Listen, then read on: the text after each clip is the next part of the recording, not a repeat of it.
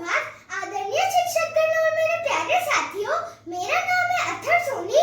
मैं कक्षा 3 का छात्र हूँ। आज मैं आपको हास्य कविता के माध्यम से हंसाने और